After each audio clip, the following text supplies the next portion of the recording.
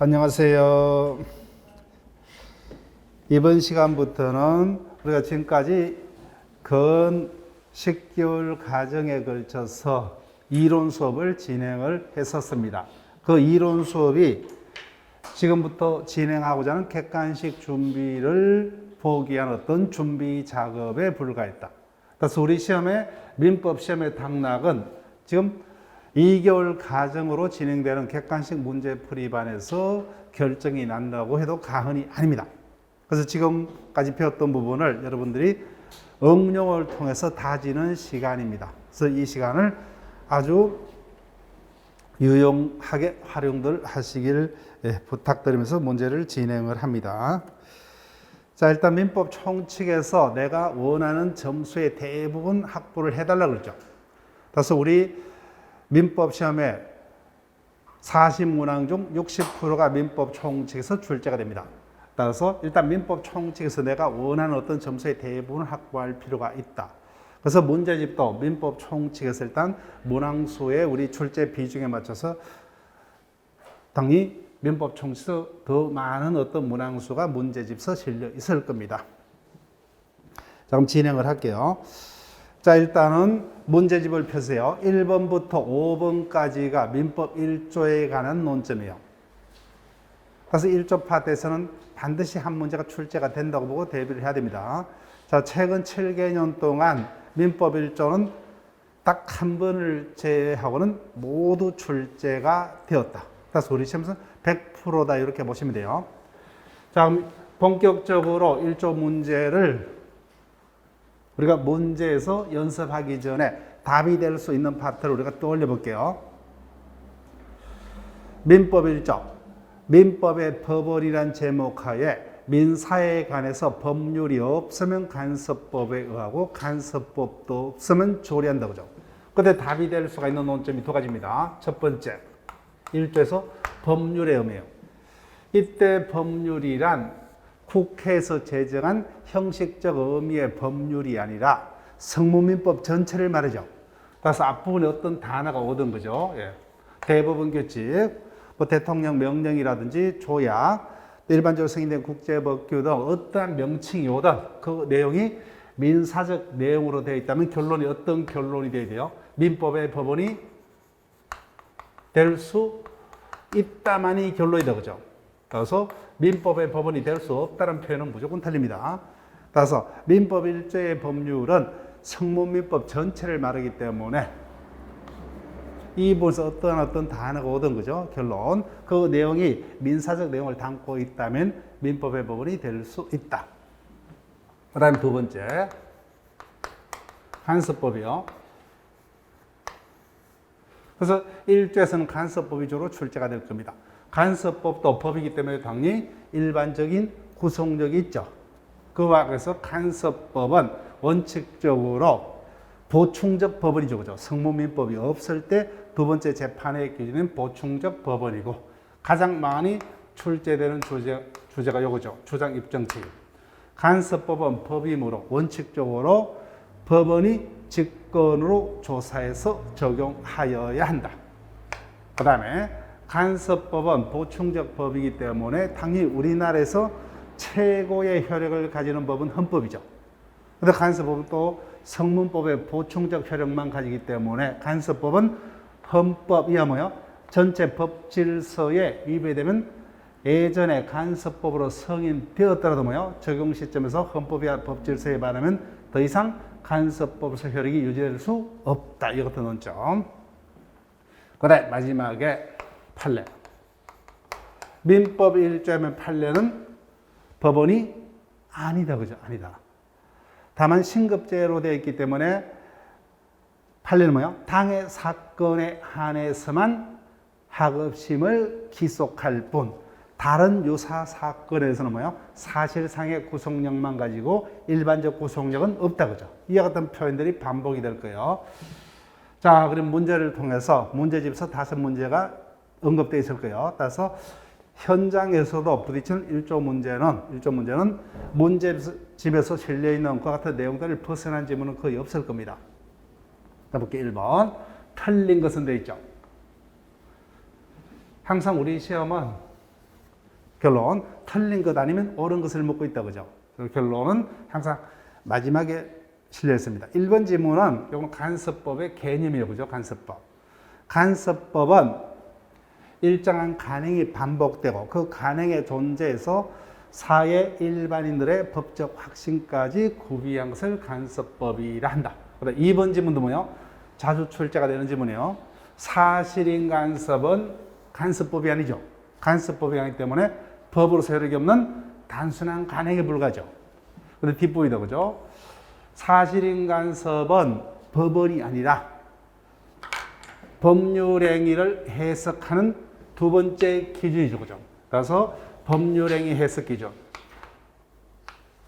법률행위의 해석 기준인데,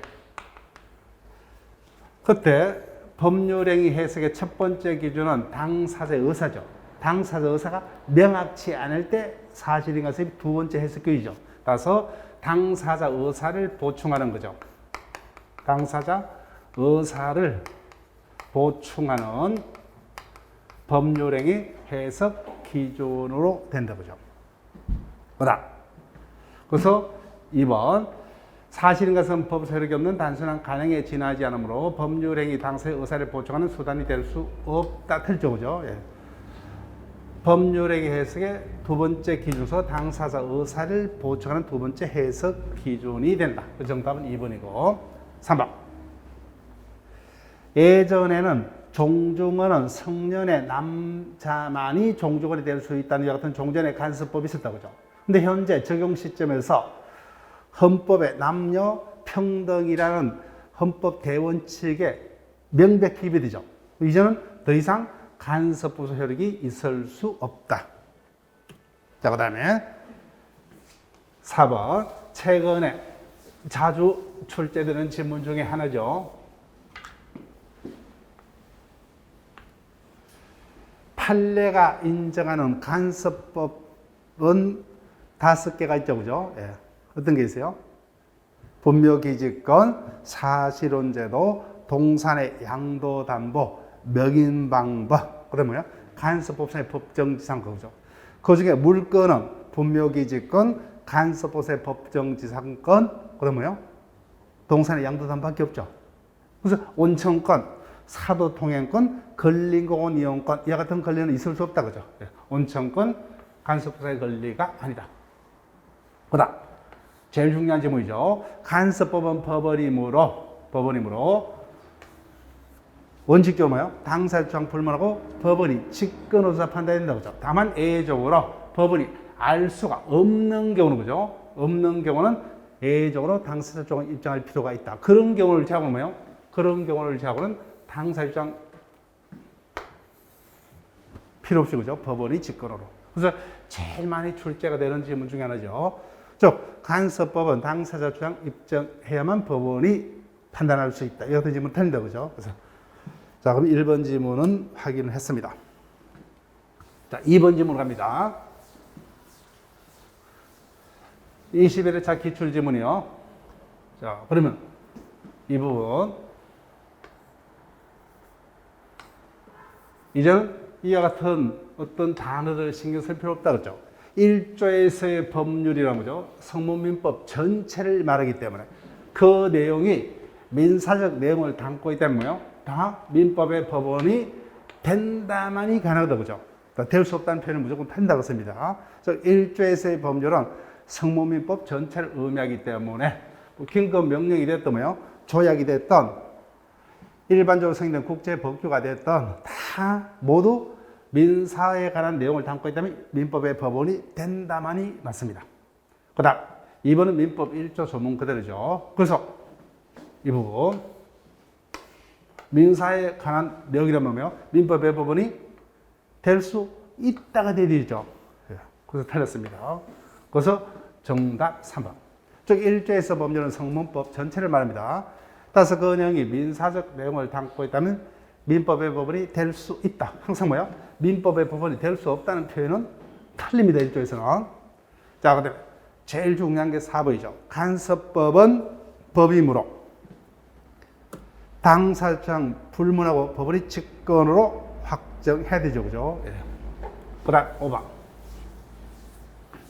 종전에 간섭법으로 승인되었더라도 뭐요? 적용 시점에서 헌법이야 전체 법질서에 부합하지 않게 됐다면 더 이상 효력이 있을 수가 없죠. 효력이 있을 수가 없다.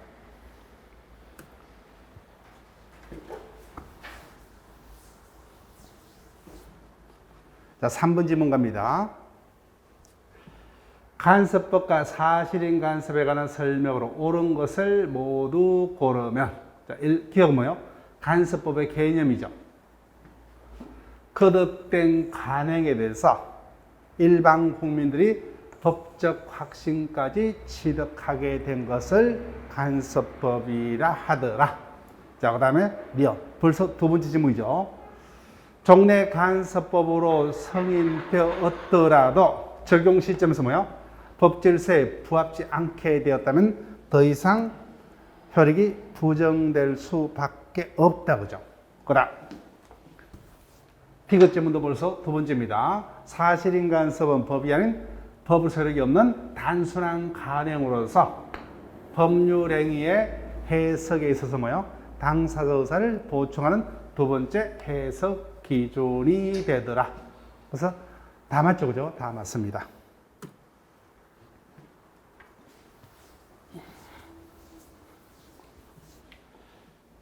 4번 지문으로 갑니다. 똑같은 문제요. 간섭법과 사실인 간섭에 관한 설명 중 옳지 않은 것은 1번. 간섭법은 민법의 재판의 기준인 법원 중에 하나죠. 그죠? 다만 보충적 효력만 가지는 게 원칙이다. 보충적 법입니다. 그 다음 2번. 얼핏 읽으면 틀려. 그죠? 예. 종중어는 누구만이요? 성년자만이에요. 성년의 남녀. 따라서 미성년자는 종중언이 될 수가 없다. 그 다음 3번. 종전의 간섭법으로 성립하고 있었더라도 적용 시점에서 사회 구성원들이 그와 같은 관행의 법적 구속력에 대해서 더 이상 법적 확신을 갖지 않게 됐다면 더 이상 간섭법에서의 효력이 없다. 맞죠? 효력이 없다. 그 다음 4번. 이전에 외워버렸어요. 그죠? 예, 문제를 풀면서 외웠습니다. 사실인 간섭은 법으로 효력이 없는 단순한 관행으로서 법률 행위를 해석하는 기준 중에 하나인데, 그죠? 당사자 의사가 첫 번째 기준이고, 당사자 의사를 보충하는 두 번째 해석 기준이다. 자, 그 다음 5번. 온천권 없다, 그죠? 사도통행권 없죠? 근린공원권 없죠, 그죠? 그와 덧붙어서 5번 지문 자주 출제가 됩니다. 우리가 물권법을 배웠기 때문에 부동산의 매수인은 법률 행위란 부동산 물건의 변동이므로 186조에서 뭐요? 반드시 등기를 해야 되죠. 그래서 등기치 아니한 여든 미등기 모가 건물의 매수인에게 소유권에 준한 간섭부사의 물건이 있을 수가 없죠. 그죠? 이와 같은 표현 1조에서 출제가 될 수도 있고 물권법에서 뭐요? 물권 법정주의 파트에서 출제가 될 수도 있습니다. 그래서 정답 5번. 자, 1조의 마지막 문제입니다. 법원에 관한 설명으로 틀린 것은 1번. 사회생활규범이 간섭법으로 성인이 되었다면은 그 적용 시점에서 전체 법질서에 부합치 않아도 그 간섭법은 법적 규범으로서 효력이 인정된다. 틀죠, 그죠? 네. 종전에 간섭법으로 성립하고 있었더라도 적용 시점에서 전체 법질서에 부합치 않게 됐다면 간섭법 효력이 있을 수 없죠, 그죠? 정답 1번. 그 다음 제일 중요한 게 2번입니다. 간섭법은 법이므로 원칙적으로 뭐요? 당사 주장 불문하고 법원이 직권으로 확정을 해야 된다. 다만 법원이 알 수가 없는 경우는 당사자가 입증할 수도 있다. 그죠? 그런 표현. 그 다음에 3번. 간섭법의 개념이요. 네. 간섭법은 법이기 때문에 법령과 같은 효력을 가지고 법에 저촉되지 않는 법을 세력이 있다 그죠. 그다음 물권 법정주의죠. 자, 물어볼게요. 우리가 어차피 그때 다시 하겠지만 185조 물권 법정주의. 물권은 배타적 지배권이므로 물권 거래 안주에서 물권 법정주의를 채택한다. 그래서 물권의 종류는 법률 또는 간섭법에는 임의로 창설하지 못한다. 이때 법률은 민법 1조의 법률과 달리 뭐요? 국회에서 제정한 형식적 법률만을 말해줘. 그죠? 형식적 법률만. 따라서 명령 등으로는 물권을 창설하지 못한다. 그래서 우리 민법상 물권의 종류는 8가지 그죠? 점유권, 소유권, 용익물권인 지상권, 지역권, 전세권, 담보물권인 유치권, 지율권, 저당권. 그 다음에 판례가 인정하는 간섭법상의 물권 3가지, 분묘기지권, 동산의 양도담보, 간섭법상의 법정지상권 밖에 없죠. 그죠? 그래서 185조에 하면 이와 어떠한 물권, 원청권, 사도통행권, 이와 같은 물권이 있을 수가 없다. 그 다음 5번 지문도 출제가 될 수 있어요. 이미 출제가 됐고, 원칙적으로 사실인 간섭은 임의법규의 영역에서 적용되죠. 그죠? 그렇지만 강행법규가 있는 것은 사실인 간섭은 원칙적으로 적용이 안 되는 경우지만은 강행규정 자체에 결함이 있거나 강행규정 자체에서 뭐요? 간섭에 따르도 위임했죠. 그때는 뭐요? 사실인 간섭이 적용될 수도 있다. 그죠? 사실인 간섭이 적용될 수도 있다. 한번 이렇게 질문하던 적이 있어요. 자, 지금껏 민법 1조에서 출제될 수 있는 어떤 문제들을 가지고 쭉 검토를 했습니다. 좀 다시 한번요. 민법 1조에서 출제가 된다면 첫 번째가 뭐예요? 법률의 의미를 가지고 출제할 수 있다. 이때 법률이란 성문법 전체를 말이죠. 따라서 민사적 내용으로 되어 있는 한 결론이 어떻게 돼요? 민법의 법원이 될 수 있다는 단어가 되죠. 없다면 무조건 틀립니다. 그 다음에 중요한 게 간섭법이에요. 간섭법. 간섭법은 당사자 주장 불문하고 법원이 직권으로 조사 확정을 해야 되는 원칙이죠. 다만 법원이 알 수가 없는 경우는 예외적으로 당사자 주장 입증할 필요도 있다. 그 다음에 간섭법은 보충적 법원이므로 종전에 간섭법으로 성립하고 있었다 할지라도 뭐요? 적용 시점에서 헌법이야 전체 법질서에 부합치 않게 되면 더 이상 간섭법으로서 효력을 가질 수가 없다. 그 다음에 판례는 뭐요? 당의 사건에 한해서만 하급심을 기속할 뿐 다른 유사 사건에서는 사실상의 구속력만 있을 뿐 하급심을 일반적으로 기속하지는 못한다고. 한마디로 민법의 법원이 아니다는 겁니다. 자, 지금껏 민법 1조에 관한 어떤 문제들을 가지고 복습을 했어요. 자, 그 다음에 2절요. 민법상의 권리와 의무 파트로 갑니다. 여기서는 출제될 수 있는 논점이 2가지다. 그죠? 권리의 종류와 관련된 논점. 그 다음에 제일 중요한 게죠. 권리와 의무행의 한계, 신의체에 관한 문제, 민법이죠. 그래서 2 문제가 출제될 수 있는데 신의책 파트는 무조건 출제가 됩니다. 권리 파트는 권리의 종류에 관한 문제는 반드시는 아니에요. 자, 최근에 우리 시험에서는 한 7년 중에서 뭐요? 한 5차례 정도 그렇게 출제가 되었었습니다. 반드시는 아니에요. 자, 그러면은 우리 문제집에서는 권리의 종류와 관련하여서는 5문제를 실어두고 있습니다. 자, 그러면 일단은 본격적으로 문제를 통해서 확인을 하기 전에 우리가 배웠던 바를 떠올려볼게요. 권리란 일정한 이익을 누릴 수 있도록 법에서 주어지는 힘을 권리라 했다. 근데 권리를 그 이익에 따라서 분류하면 뭐야? 인격권. 그 다음에 사원권. 그 다음에 가족권. 재산권으로 분류를 할 수가 있죠. 그죠? 그중에서 위에 3가지는 원칙적으로 양도 상속을 할 수 없는 일신전속권적 성질을 가지고 재산권은 당연히 양도 상속할 수 있는 비전속권적 성질을 가진다. 근데 요 사이 인격권에 관한 어떤 우리가 인터넷상의 뉴스들을 보셨는지 모르겠네요. 인격권이라는 것은 우리가 교과서상으로만 우리가 쭉 배우고 있는 권리의 내용에 따른 어떤 종류 중에 하나일 뿐 법조문상으로는 없죠. 그죠? 근데 이 부분을 지금 우리가 언론상에서 들어본 적이 있을 거예요. 인격권에 관한 조문을 신설하자는 지금 어떤 입법 절차가 진행이 되고 있습니다. 그럼 우리가 알고 있는 내용 그대로요. 자, 인격권에서는 항상 제가 수업 시간에 강조했던 게 뭐죠? 당연히 민법상의 모든 권리는 침해되면 뭐요? 사후에 불법 행위에 의한 손해배상 청구권을 행사해서 사후 보상이 가능하죠. 그죠? 그렇지만 인격권의 침해는 사후 보상은 한계가 있을 수밖에 없다. 뭐가 더 중요하다? 사전 예방책이 중요하다 그랬죠. 이미 우리가 배웠죠. 그죠? 이 부분이 성문으로 법조문화하겠다는 겁니다. 해석상 인정되는 것들을. 자, 이와 같이 권리를 인격권, 사원권, 가족권, 재산권으로 분류하는 기준, 이익에 따른 분류, 그죠? 내용에 따른 분류. 그 다음, 두 번째, 권리란 일정한 이익을 누릴 수 있도록 법에서 주어진 힘이라 했습니다. 구체적으로 뭐요? 그 힘에 따른 분류, 효력에 따른 분류로서 지배권,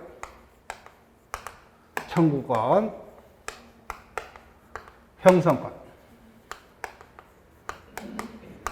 항변권, 이것이 네 가지 권리로 분류했다 그죠? 그리고 시험은 여기가 웬만하면 답이라 했습니다. 권리 종류 파트에서는. 그런데 일단 우리 수업에서는 지배권이 상당히 중요하죠, 그죠? 즉 지배권이란 권리는 그 객체를 누구만이 권리자만이 배타적으로 지배할 수 있는 권리. 그래서 대표적인 지배권이 뭐예요? 우리가 배우고 있는 물권, 그죠? 인격권, 친권, 지식재산권 등이 여기에 해당하더라. 그다음 지배권에 치면 당연히 불법 행위를 구성함이 원칙이고, 그다음 뭐예요? 당연히 지배권이기 때문에 내가 권리자라면 침해가 있으면 뭐예요? 침해자를 상대로 침해 배제를 청구할 수 있는 청구권이 발생하더라고요. 그래서 물권에 침해가 있으면 물권자에게 어떠한 권리가? 물권적 청구권이 주어지더라고요. 그다음 청구권. 청구권은 특정한 권리자가 특정한 의무자에게 의무행을 청구할 수 있는 권리자가 가지는 권리를 청구권이라는데, 청구권 자체가 뭐예요? 채권과 동의어는 아니더라고요. 따라서 청구권은 금방 봤던 물건으로부터 청구권이 발생할 수도 있고 채권으로부터 발생할 수도 있다. 따라서 청구권 그 자체는 채권, 물권 등의 하나의 효력 내지 내용에 불과하므로 청구권은 물건으로부터 발생한 청구라면 뭐야? 물건과 분리 양도할 수 없죠. 채권으로부터 발생한 청구도 동일하다 그죠? 따라서 청구권은 그 발생의 원인이 되는 채권, 물건 등과 분리 양도할 수 없다. 그다음 형성권. 형성권은 권리자의 일방적인 의사만으로 법률 관계를 변동케 할 수 있는 권리자에게 인정되는 권리를 형성권. 자, 형성권은 두 가지 종류가 있죠. 권리자의 권리 행사 방법에 제한이 없는 거죠. 즉 자신이 가진 형성권을 재판을 통해서 행사하든 재판 밖에서 행사하든 행사만 하면 결론적으로 그에 따른 권리 변동이 일어납니다. 대부분의 형성권은 여기에 해당하더라. 그런데 반드시 뭐예요? 재판으로만 행사를 해야만 효과가 발생한 형성권이 있더라. 제3법에서는 딱 하나밖에 없죠. 채권자 취소권. 나머지는 재판상 이용권 등과 같이 뭐예요? 가족법상 형성권. 그 다음에 명칭은 청구권으로 되어 있지만 실질이 형성권으로 해석되는 파트가 크게 네 파트가 있었죠. 각종의 매수 청구권, 각종의 소멸 청구권. 제일 많은 게 뭐예요? 각종의 대금 정감 청구권, 그죠? 그 다음에 공유물 분할 청구권. 그 다음에 항변권은 개념이 종료됐습니다. 항변권은 청구권 존재 자체는 부인치 아니하고, 그죠? 의무자가 일정한 이유를 들어서 청구권자의 청구권 행사에 대해서 이행을 거절할 수 있는 의무자 측이 행사할 수 있는 권리를 항변권, 영기적 항변권과 영구적 항변권으로 구분할 수가 있더라. 대표적인 영기적 항변권이 동시이행 항변권이고, 대표적인 영구적 항변권이 상속인의 한정성인의 항변권이 여기에 해당했다. 자, 문제를 통해서 확인해 볼게요. 5문제 정도가 실려 있습니다. 자, 1번. 조건부 권리, 기한부 권리는 뭐예요? 기대권의 일종이다. 예, 굳이 열 필요 없어요. 그 다음, 채권과 청구는 뭐예요? 동일한 개념이 아니라죠. 즉 청구권은 채권으로부터 발생한 청구권은 뭐예요? 채권적 청구권. 그다음에 뭐예요? 물건으로부터 생긴 청구권을 물건적 청구권 거죠. 예. 각종의 대금 증감 청구권. 명칭은 청구지 뭐예요? 형성권이다 그죠. 그다음 보적인의 최고 검색의 항변권은 동시 이행 항변권과 더불어 연기적 항변권에 해당한다. 그다음에 주종이죠. 주된 권리가 소멸하면 뭐예요? 종된 권리도. 즉 원칙적으로 종된 권리는 주된 권리와 법적 운명을 같이 한다. 그래서 주된 권리가 시효 소멸하면 종된 권리도. 183조. 2번으로 갑니다. 형성권에 관한 설명 중 틀린 것은 형성권은 권리자의 일방적인 의사표시만으로 그죠. 상대방의 동의, 승낙이 필요 없죠. 그래서 형성권은 뭐예요? 단독행위의 하나죠. 그죠? 그 다음. 그래서 2번. 형성권은 단독행위이므로 조건, 기한 붙일 수 없다. 조건은 붙일 수 없음이 원칙이나 계약의 정지 조건부 해제는 인정이 된다. 자, 그러면 여기까지는 당연히 의문이 없죠. 그죠? 이 부분은 갑자기 이런 이야기가 등장하니까 모를 수도 있어요. 그죠? 그러면 일단 문제 푸는 요령이요. 그러면 일단 넘어갈게요. 좀 이따 돌아서 설명드립니다. 공유물 분할 청구권은 형성권이지만 형성권. 알고 있는 내용이죠. 그 다음 4번. 답은 여기 있어요. 형성권은 행사 방법이 두 가지죠. 예. 행사 방법에 제한이 없는 거죠. 대부분의 형성권. 자기가 재판으로 자신의 형성권을 행사하든 재판 밖에서 행사하든 행사만 하면 좋습니다. 근데 반드시 재판으로만 행사를 해야 되는 채권자 취소권 등도 있더라고요. 그래서 정답은 4번이기 때문에 2번에 뭐요? 이 지문은 맞는 거다. 그죠? 갑자기 느닷없이 여기서 등장하니까 우리가 헤맬 수도 있는데 그게 어려운 게요. 그래서 항상 객관식 문제는 바로 그죠? 느낌이 없으면 일단 내려가세요. 예. 그래서 명백한 답이 있으면 그 부분 고민할 필요가 없죠. 예. 이게 요령인데 설명드릴게요. 단독 행위에는 조건 기한을 붙이지 못한다. 그죠? 다만 단독 행위일지라도 상대방의 동의가 있는 경우라든지 채무, 면제, 유정 등의 경우는 가능하고 그 다음 이 부분요. 다르기 때문에 예를 들어 볼게요. 당사자 간에 토지 매매가 있었죠. 그 수차에 걸쳐서 중도금을 지급하고 최종적으로 잔금과 등기를 맞교환하기로 했다. 그런데 중도금 지급 일자에 매수인이 뭐냐? 약속을 지키지 못하면 당사자 간에 별도의 의사가 없더라도 뭐야? 그때부터 계약이 해제된 걸로 하고자 하는 정지조건부 실권 특약 가능하다, 불가능하다? 가능하죠, 그죠? 그럼 당연히 뭐요? 중도금 미지급이라는 것 같은 조건이 성취되면 그때부터 뭐야? 계약은 해제가 돼버리죠. 그 내용이에요, 그죠? 따라서 계약의 정지조건부 해제는 가능하다. 그 중도금을 지급치 않으면 뭐야? 그 날짜에 계약이 자동 해제된 걸로 본다고 그죠? 그럼 자동적으로 그 날짜에 중도금 지급이 없으면 별도의 의사표시가 없도록 계약은 해제가 됩니다. 5번 지문. 취소권은 대표적인 형성권이죠. 그래서 이와 같이 뭐예요? 형성권의 행사기간은 제척기간이죠. 그렇죠? 제척기간. 자, 우리가 미리 또 언급할게요. 그 당시에 다시 언급할 건데, 제척기간의 권리는 권리일지라도 권리 행사 방법에는 제한이 없다. 그죠? 판례하면 출소기간이 아니죠. 그죠? 또 재판을 통해서 그 기간에 자신의 권리를 행사하든 재판 밖에서 그 권리를 행사하든 행사만 있으면 그에 따른 어떤 효과가 발생합니다. 그런데 일정한 제척기간에 걸리는 권리는 뭐야? 반드시 그 기간 내 권리자가 자신의 권리를 소를 통해서 행사를 해야만 되는 출소기간으로 해석되는 제척기간도 있더라고요. 그 대표적인 게 뭐야? 204조부터 206조까지의 점유권에 기한 물권적 청권 행사기간. 그거 하나만 외워달라고 그랬죠. 그래서 점유 보호 청구권의 행사기간은 출소기간으로. 따라서 제가 웬만하면 뭐예요? 뒷부분, 앞부분을 우리가 문제 풀이하는 시간은 기억을 오래 가져갈 수 있도록 반복을 할게요. 자, 아시는 분은 대답해 볼게요. 이와 같은 점유 보호 청구 행사 기간은 반환의 경우 침탈당한 날부터 몇 년 내만? 1년 내만, 그죠? 방해 제거도 그죠? 방해가 종료한 날부터 1년 내만. 이와 같은 기간을 판례가 출소 기간으로 해석을 하더라. 자, 3번 갑니다. 권리의 분류 간의 연결이 옳은 것은, 자, 1번 연기적 항변권의 대표적인 게 어떤 게 있었어요? 동시행 항변권이 있었죠. 자, 1번 지문 소멸시효 항변권. 연기적 항변권인지 일단 모르겠죠, 그죠? 그럼 일단 넘어가 볼게요. 그 다음 동시행 항변권은 뭐예요? 대표적인 연기적 항변권이죠.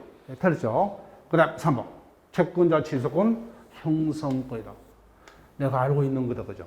1번 질문에서 내가 고민할 필요가 없는 거죠, 그죠? 예. 자, 그러면 설명드릴게요.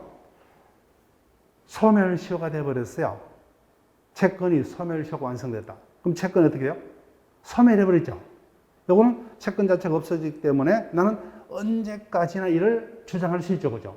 그래서 일정한 기간까지만 주장할 수 있는 게 아니죠, 그죠? 언제까지나. 그래서 영구적 항변권이다. 즉 소멸해버렸어요.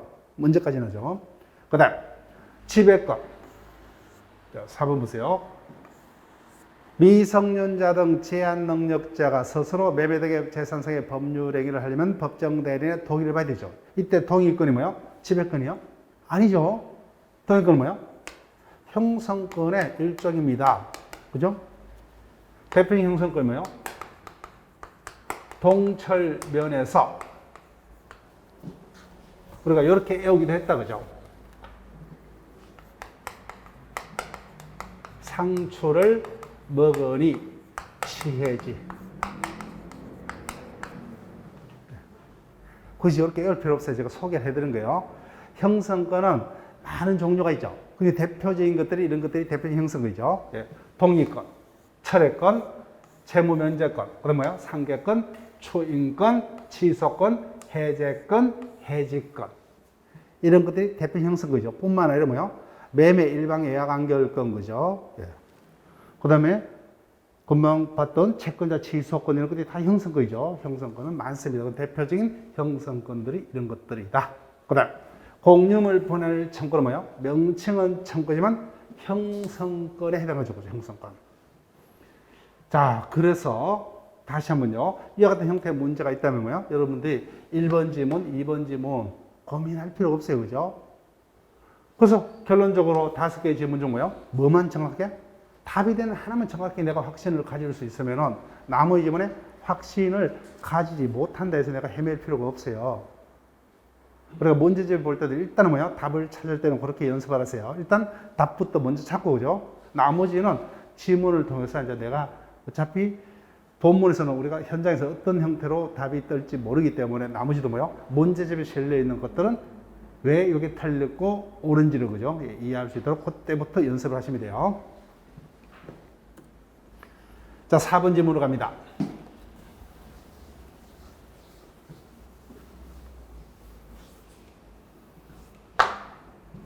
사건의 종류에 관한 설명 중 옳은 것은 1번 보증인의 최고 검색의 항변권, 동시이행 항변권은 대표적인 연기적 항변권이고 상속인의 한정승인의 항변권은 뭐예요? 대표적인 영구적 항변권이죠. 그래서 뒷부분이 틀렸어요. 그 다음 2번 채권자 취소권 반드시 뭐예요? 재판으로만 맞죠, 그죠? 나머지 가족법상의 형성권, 그죠? 재판상 이용권, 재판상 파용권 등은 재판으로만 행사할 형성권. 그래서 정답은 2번이고 3번 질문요. 제일 중요한 거죠. 청구권 자체는 하나의 어떤 독립한 권리가 아니죠. 채권의 하나의 내용 내지 효력으로서, 물건의 내용 내지 효력으로서 발생하는 어떤 종속된 비독립적 권리이므로, 그죠? 청구권 자체만을 채권, 물건 등과 분리 양도할 수 없죠. 그래서 우리가 그때 다시 확인합니다. 물건적 청구권은 누구만 행사할 수 있다? 현재 물건을 가지고 있는 뭐야? 현재 물건자만. 그래서 종전의 물권자는 이제는 뭐요? 물건이 없기 때문에 물권 청구를 행사할 수 없다. 그 다음에 각종 정감 청구권.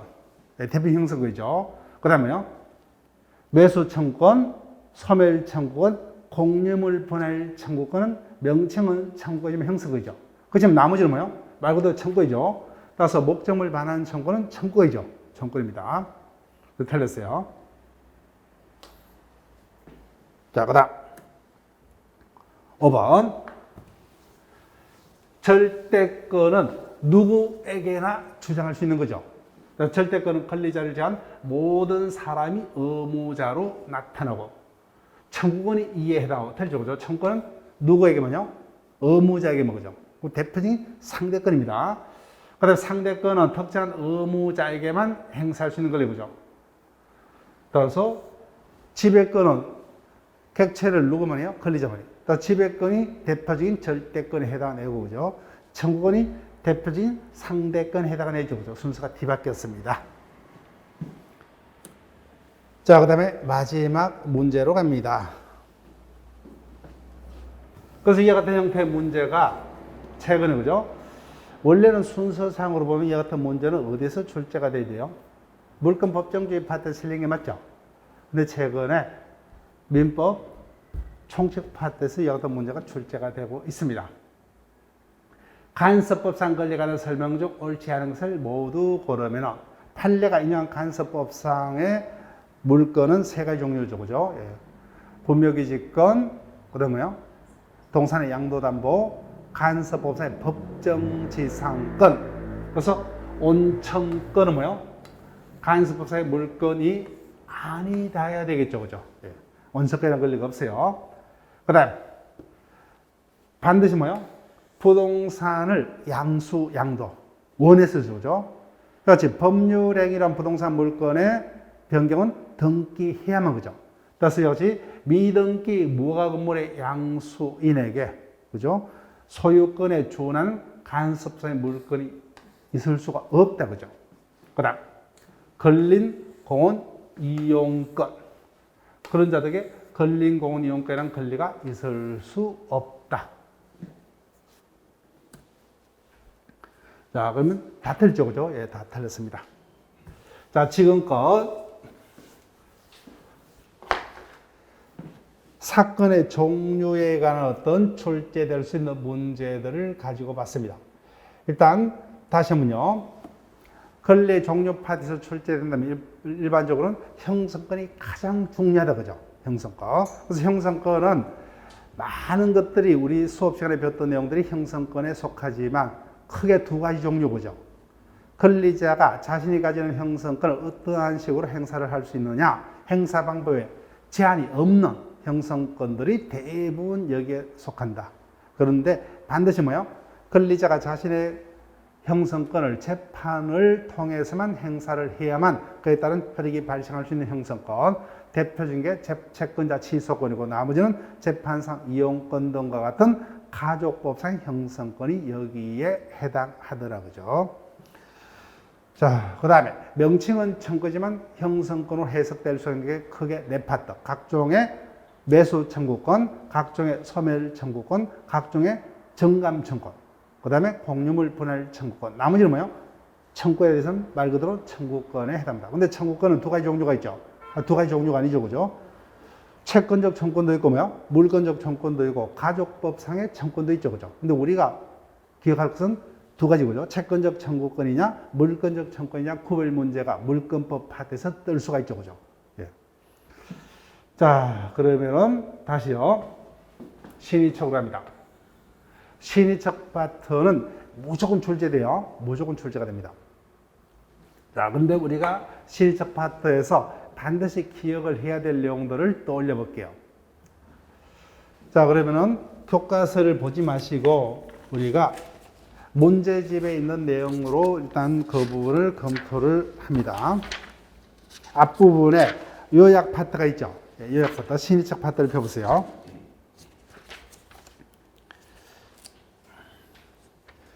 자, 첫 번째, 민법 2조의 법적 성격이요. 신의성실 권리 남용 금지 원칙을 규정하고 있는 민법 2조는 임의 법규이다, 강행법규이다? 강행법규이죠. 네, 강행법규입니다. 그래서 제일 많이 출제되었던 질문 중에 하나예요. 따라서 신의처 기반, 권리남용금지 원칙 위반은 강행 규정에 해당하므로 당사자의 주장 불문하고 법원이 직권으로 판단할 수가 있죠. 그죠?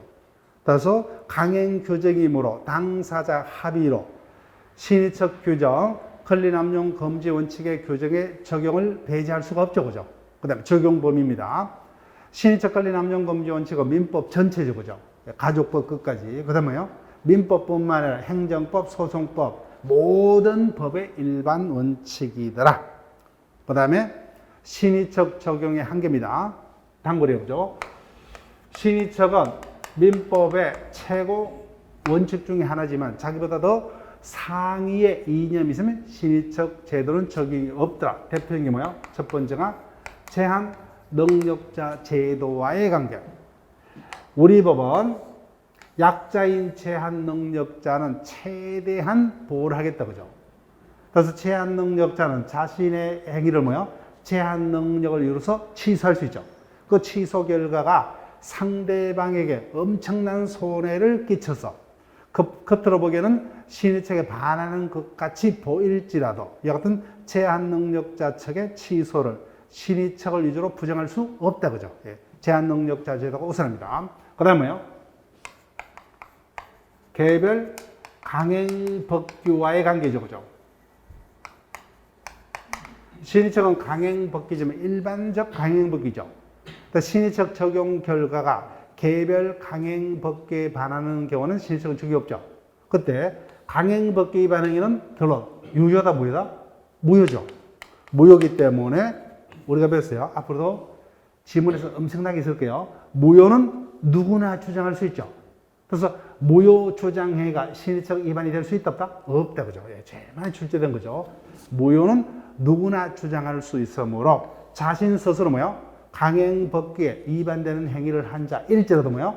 자신 행위는 별로 무효이기 때문에 무효라 주장하더라도 그 주장이 신의척 위반이 될 수 없다. 그죠? 신의척 위반이 될 수 없다. 그 다음 파생원칙. 신의척으로부터는 다시 세 가지 개별 원칙이 파생되어서 나오더라. 그와 관해서 제일 중요한 게 사정변경의 원칙이죠. 사정변경의 구체적 적용 범위와 관련하여 뭐요? 실제 사건에서 해제권 행사는 아직까지 인정한 적이 한 차례도 없다. 그죠? 그렇지만 장래를 향해서 계약을 소멸시키는 해지권 행사는 인정하고 있더라. 구체적으로 계속적 거래 관계로 생기는 불확정 채무는 해지할 수가 있다. 그렇지 뭐요? 확정 채무는 해지할 수 없더라. 그 다음 두 번째 실효원칙. 당연히 실효원칙은 신의척의 파생원칙 중에 하나이므로 모든 권리가 뭐요? 실효 대상이 될 수 있다. 그죠? 실효 대상이 될 수 있다. 소송상의 권리등 모든 권리가 실효 대상이 됩니다. 딱 하나.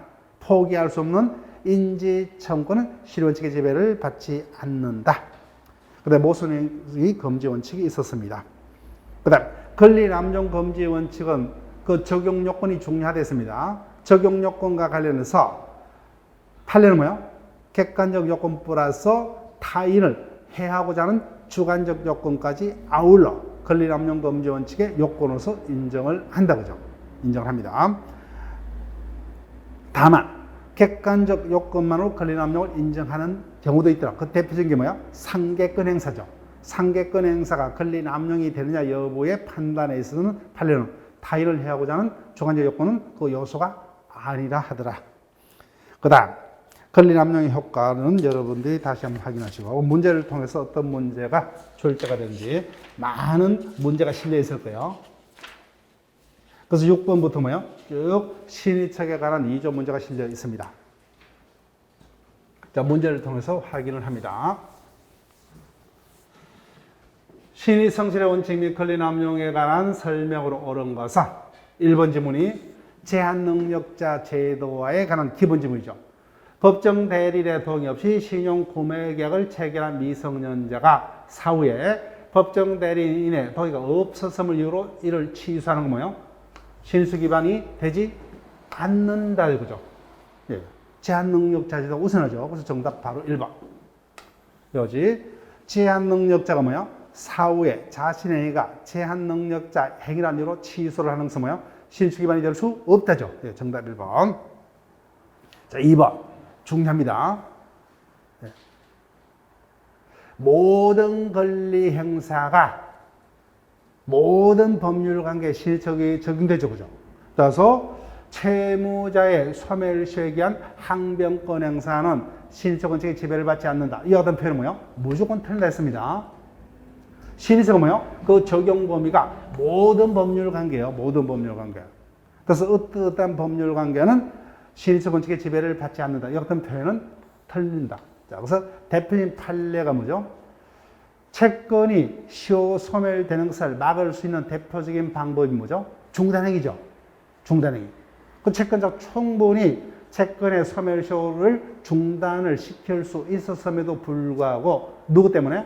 채무자의 방해 등으로 해서 중단을 시킬 수 없었던 경우에는 그죠? 채무자가 소멸시효 완성을 주장하는 항변권 행사는 신의척에 반해서 허용될 수 없다죠. 그래서 2번 지문.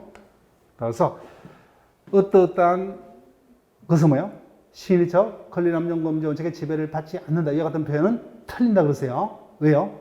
신의척과 권리남용금지 원칙은 모든 법률 관계에 다 적용이 되므로 따라서 이와 같은 표현은 틀립니다.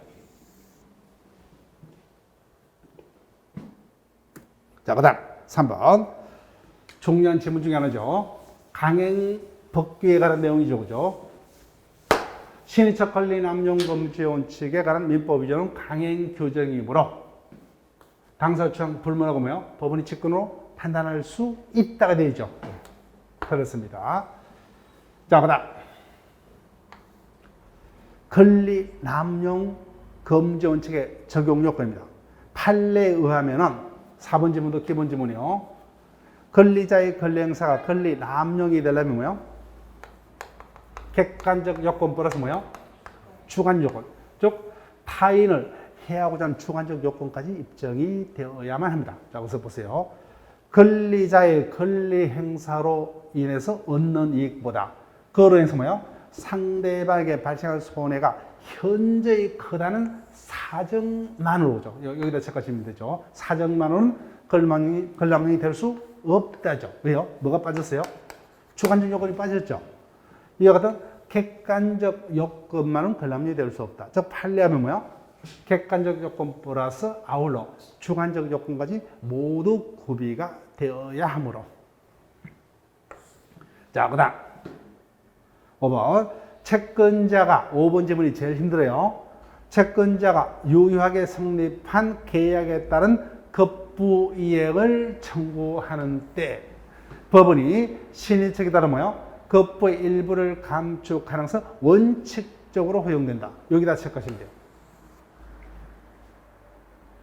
자, 보세요. 예를 들면 내가 1,000만원을 빌려줬습니다. 그럼 당연히 채무자에게 뭐요? 1,000만원을 이행하라 청구할 수 있죠. 근데 거기에 대해서 뭐요? 법원이 이자가 지금 현재 경제적으로 어려우니까 뭐요? 100만원은 감액하고 900만원만 변제하라. 이와 같은 판단을 법원이 원칙적으로 할 수 있다 없다? 없다는 거예요. 이게 틀렸어요. 신의척은 뭐요? 애적으로 적용되는 원칙입니다. 애적으로. 신의척은 모든 법률 관계에 적용된 대표적인 일반 규정이죠. 자, 그러면 우리가 첫째 시간에 배우는 거예요. 일반 규정은 적용 순서가 어떻게 돼요? 먼저 개별 규정을 먼저 적용하고 일반 규정은 뭐야?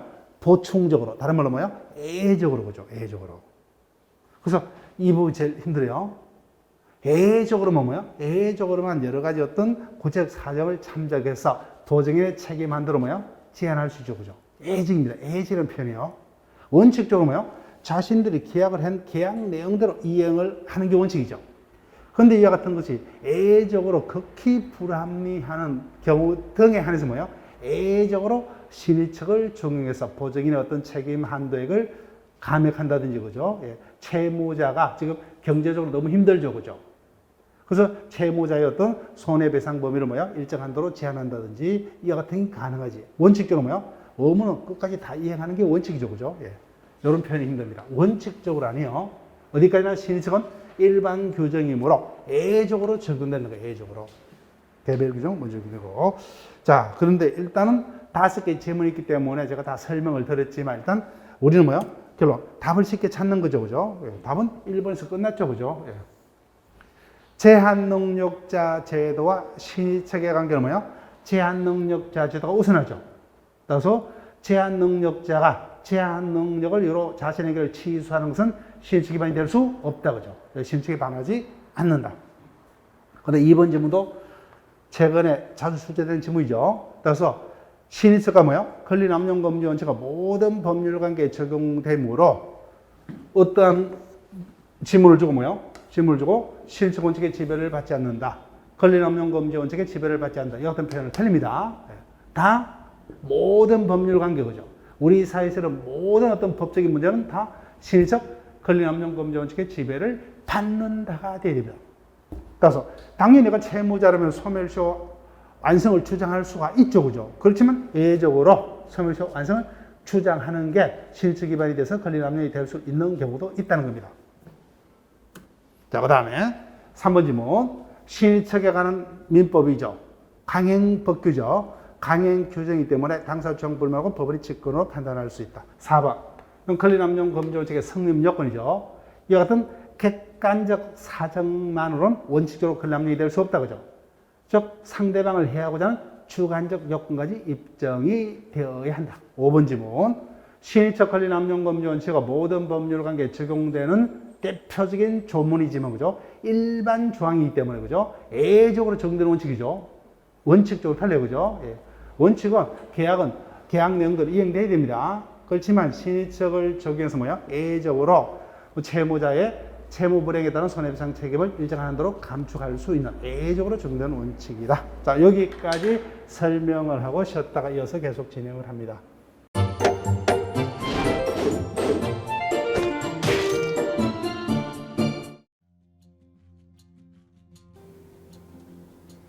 여러분 안녕하세요.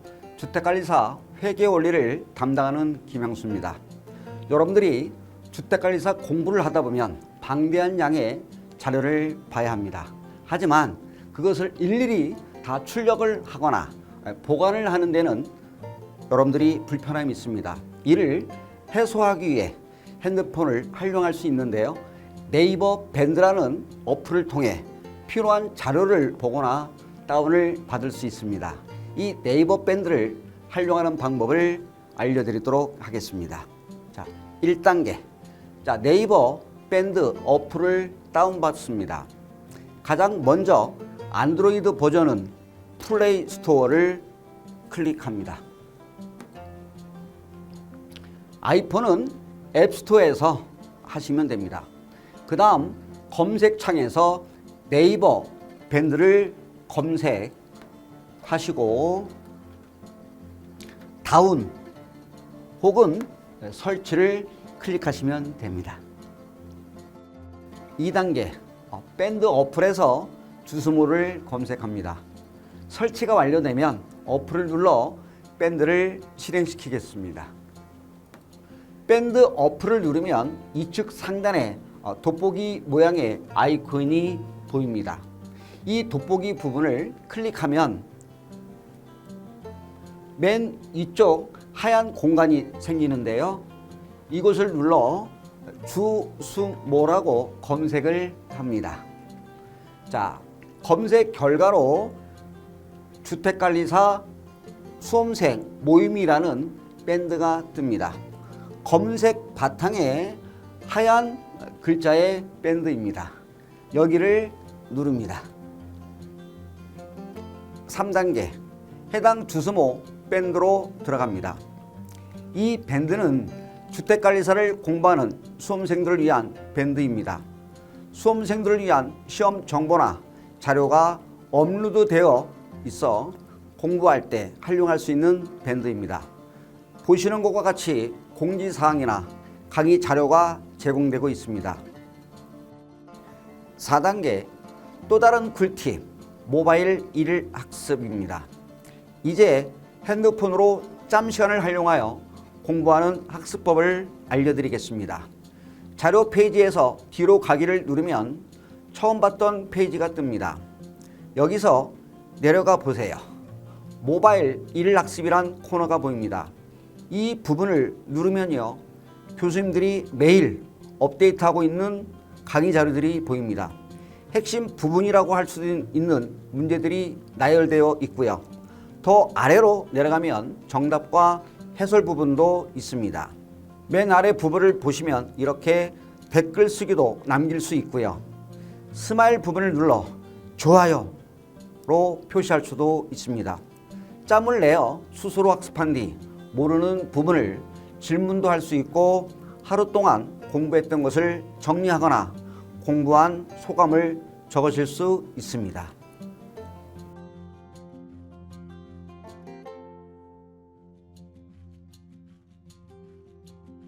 자, 여러분, 지금까지의 과정과 같이 주스모 밴드 가입 시 매월, 매주, 매일 업데이트되는 다양한 양질의 자료를 접할 수 있습니다. 꼭 가입하셔서 좋은 자료 많이 받으시고 여러분의 합격을 진심으로 기원드립니다. 지금까지 회계원리 김양수였습니다. 여러분, 감사합니다.